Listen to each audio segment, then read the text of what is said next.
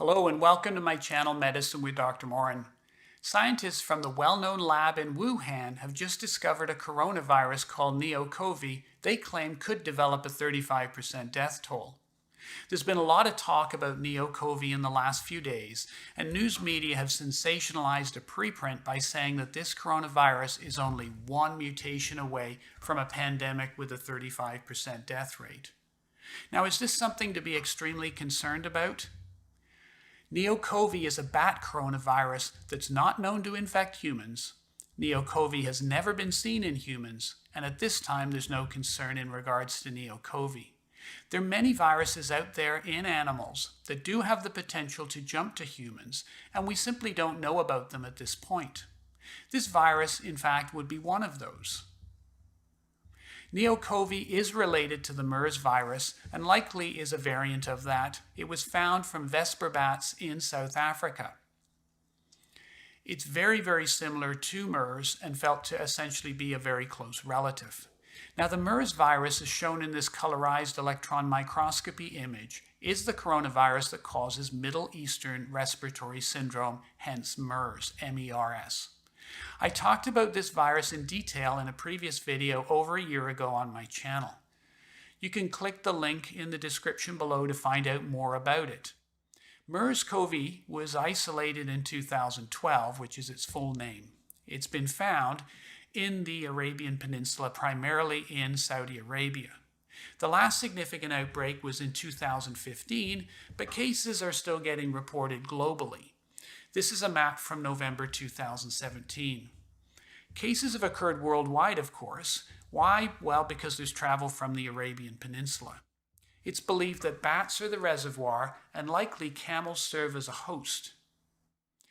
Camel to human interactions can transmit the virus, and it's also known that human to human transmission can also occur. The incubation period, which is the time from getting infected to the time you first start getting some symptoms, is 5 days with a range of 2 to 14 days.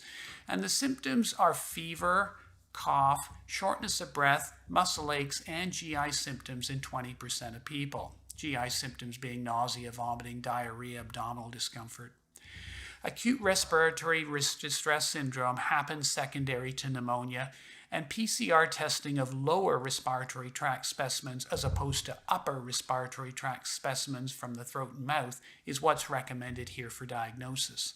And this is because the virus MERS tends to infect the lower respiratory tract in the lung and much less the upper tract, which would be mouth and throat and nose. Antibody tests are available. There isn't a vaccine that's been approved for MERS, and there isn't any specific treatment for MERS other than supportive care. Now, the presentation of the Middle Eastern respiratory syndrome is very similar to what we're seeing, of course, with the current pandemic in the beginning with the very first variants. It's also essentially the same as the original SARS outbreak way back in 2003. Now, how serious is MERS? In order to understand, we have to understand the case fatality rate and the infection fatality rate. We have statistics for case fatality rate only on this virus. And the case fatality rate means the number of deaths divided by the total number of cases.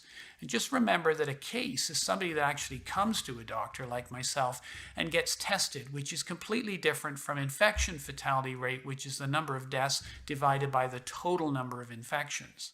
Many infections, of course, do not present to doctors for testing, or they may present and the doctor doesn't test for some reason.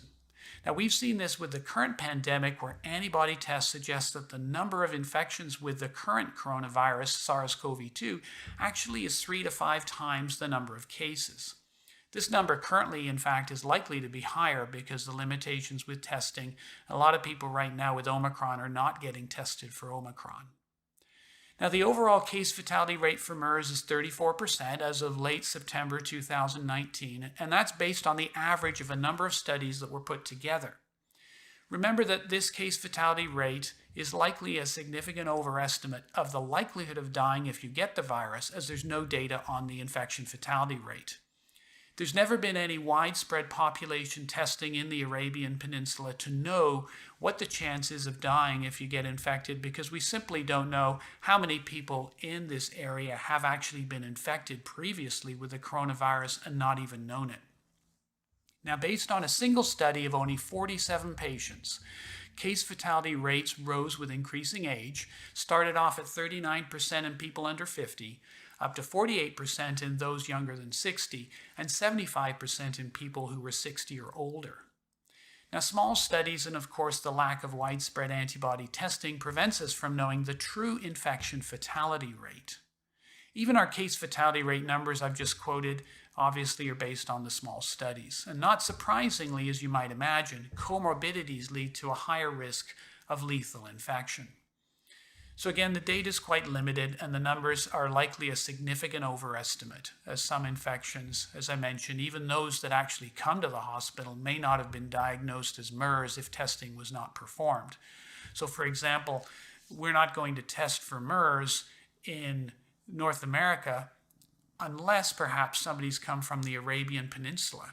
And many cases of pneumonia, in fact, we don't come up with a specific bacteria or virus that causes the pneumonia. And so a lot of these cases may in fact get missed. Now, MERS does not use the ACE2 receptor to get into human cells. Looking at the preprint here from Wuhan, and of course this is what's led to a lot of media coverage, the preprint obviously has not been peer-reviewed. And the study itself, what the researchers looked at is they wanted to study NeoCoV as well as a close relative, a coronavirus called PDF2180. They unexpectedly found that they used some types of bad ACE2 receptors to get into cells, but less favorably human ACE2 receptors for entry. They looked further and they found a molecular determinant close to the viral binding interface that stops human ACE2 from supporting NeoCoV infection. They did find that NeoCoV can efficiently infect human cells in the laboratory that express ACE2 after a single mutation on the receptor binding motif. Now, it's important to say that this has not been studied directly in humans, it's simply in the laboratory. But notably, the infection itself could not be neutralized by antibodies that target SARS-CoV-2 or MERS.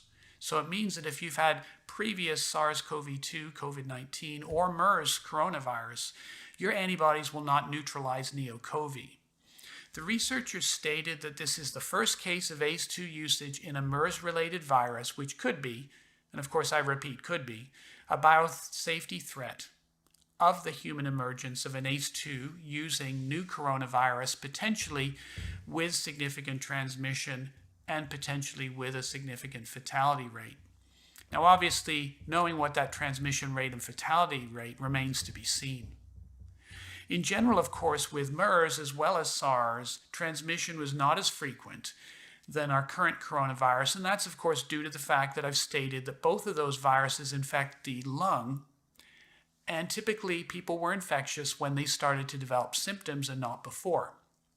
With the current coronavirus pandemic, transmission occurs in the pre-symptomatic phase, meaning you can transmit COVID-19 to people before you're symptomatic. This, I think, is the main reason why SARS in 2003 was able to be contained quite well. There was only about 8,000 cases worldwide, and why Middle Eastern respiratory virus has not spread rapidly either. So if you come across information in the next few weeks on NeoCoV, which sensationally states that the virus is one mutation away from a pandemic that could cause 35% death rate, there's a lot more to the story. There's no question if there were to be a change, obviously, in the virus, for whatever reason, and it did get transmitted to humans, it certainly would be a real concern. So I don't mean to completely take the concern away, but I think it's important that people actually can put things in perspective, and that's one of the things I really try to do here on the channel. We want evidence-based information. Thanks for joining me today on Medicine with Dr. Moran. My name's Dr. Keith Moran, and remember, get healthy and stay healthy.